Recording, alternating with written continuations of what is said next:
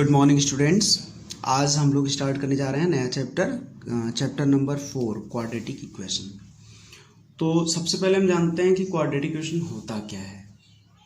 Quadratic equation, a quadratic equation in the variable x is an quadratic equation of the form ax square plus bx plus c equal to 0 means ax square plus bx plus c equal to 0 के form का जो equation होगा उसको हम quadratic equation कहते हैं। इसमें condition ये होती है कि जो एक्स स्क्वायर का कोफिशिएंट होता है a वो जीरो नहीं होना चाहिए। अगर जीरो होगा तो एक्स स्क्वायर का कोफिशिएंट जीरो होने से ये इक्वेशन का पूरा ये पोर्शन जीरो होगा और बचेगा बी एक्स प्लस सी, तो वो हो जाएगा लीनियर इक्वेशन। बट हमें चाहिए क्वाड्रेटिक इक्वेशन, तो एक्स स्क्वायर का कोफिशिएंट हमेशा नॉट इक्वल टू जीरो होना चाहिए। और दूसरी कंडीशन है कि जो एक्स की डिग्री होनी चाहिए वो पॉजिटिव होनी चाहिए। क्लियर? अच्छा, नेक्स्ट चीज़ क्या है? Roots of a quadratic equation. इसके रूट्स कैसे फाइंड करते हैं?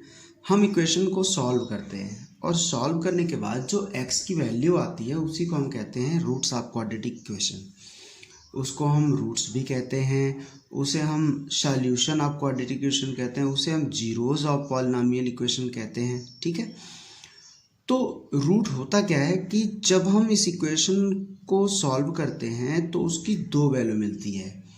उसमें यक्स की वैल्यू यदि अल्फ़ा मिलती है तो वो इस इक्वेशन को सेटिस्फाई करनी चाहिए। जैसे जो इक्वेशन दिया है उसमें अगर ए बी एक्स के प्लेस पे हम अल्फ़ा पुट कर दें तो राइट हैंड साइड भी जीरो आ जाना चाहिए। यदि ऐसा होता है तो वो क्वाड्रेटिक इक्वेशन होगा, अदरवाइज वो क्वाड्रेटिक इक्वेशन नहीं होगा। नेक्स्ट थिंग कि क्वाड्रेटिक इक्वेशन में स्टैंडर्ड फॉर्म तो आपने समझ लिया। अब हम देखते हैं कि इस स्टैंडर्ड फॉर्म में A X square plus B X plus C equal to zero में ये जो ए बी सी है इसको हम किसी इक्वेशन से कंपेयर करके कैसे निकालेंगे।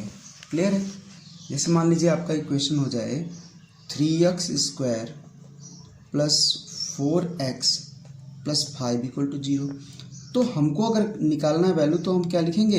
एक्स स्क्वायर का कोफिशिएंट है a, तो a की वैल्यू 3, b की वैल्यू 4 और c की वैल्यू 5। लेकिन अगर आपका इक्वेशन मान लीजिए कुछ दूसरे तरीके का दे दे 3x square plus 4 equal to 0। अब बात आती है कि ये तो इस तरह का है नहीं, तो क्या ये क्वाड्रेटिक है? बिल्कुल है। हमें मैक्सिमम डिग्री को चेक करना है। इसकी मैक्सिमम डिग्री कितनी है? 2 है। तो अगर हम इसको इस इक्वेशन में ए बी सी की वैल्यू फाइंड करना चाहें तो हम इसको कैसे करेंगे कि 3 इंटू एक्स स्क्वायर, और x का कोफिशिएंट तो कुछ नहीं है तो 0 इंटू एक्स प्लस 4। अब अगर हम इसको कंपेयर करना चाहें तो A X square plus B X plus C equal to 0 से कंपेयर करने पर a की वैल्यू 3 आएगी, b की वैल्यू 0 आ जाएगी और c की वैल्यू 4 आ जाएगी। इस तरीके से आप आसानी से चेक कर सकते हैं कि ये क्वाड्रेटिक इक्वेशन है या नहीं है। कभी कभी बच्चों क्या होता है कि हमें भ्रम होता है कि ये क्वाड्रेटिक इक्वेशन है लेकिन एक्चुअली वो क्वाड्रेटिक इक्वेशन होता नहीं है। जैसे मान लीजिए आपको एक एग्जांपल दे दिया जाए कि चेक करिए, check whether x square plus 5x plus 7 equal to x plus 1 into x minus 1 is a quadratic equation. तो बच्चों क्या इसको आप चेक कर सकते हो कि ये क्वाड्रेटिक इक्वेशन है? बड़ा आसान सा तरीका है। सबसे पहले आप लिखोगे x square plus 5x plus 7 equal to a plus b into a minus b, a square minus b square. और फिर यहाँ से देखिए एक्स स्क्वायर से एक्स स्क्वायर कैंसिल। अब हमारे पास इक्वेशन बचा 5x plus 7 plus 1 this equal to 0 या 5x प्लस 8 इक्वल टू 0। ये तो लीनियर इक्वेशन है। चूंकि एक्स स्क्वायर का जो कोफिशिएंट है वो 0 के इक्वल नहीं होना चाहिए, बट यहाँ तो एक्स स्क्वायर कोफिशिएंट है नहीं, सो लिखेंगे कि hence given equation is not a quadratic equation. बस इतना ही आपको करना है।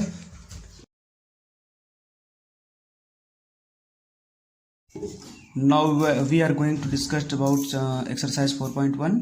Question number 1, check whether the followings are quadratic equation और नॉट।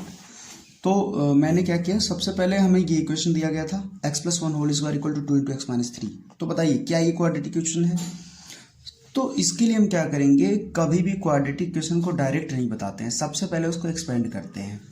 एक्सपेंड किया हमने, left hand right hand side आया, बट कंडीशन ये है कि राइट हैंड साइड हमेशा 0 के इक्वल होना चाहिए।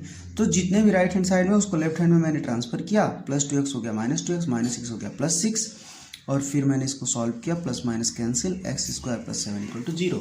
अब यहाँ मैक्सिमम डिग्री x की 2 है और इसका कोएफिशिएंट अदर देन 0 है, मीन्स 1 है, तो ये क्वाड्रेटिक इक्वेशन होगा। ऐसे हम क्वेश्चन नंबर इसका सेकंड देख लेते हैं। x² - 2x = -2 × 3 - x। यहाँ भी मुझे यही करना है।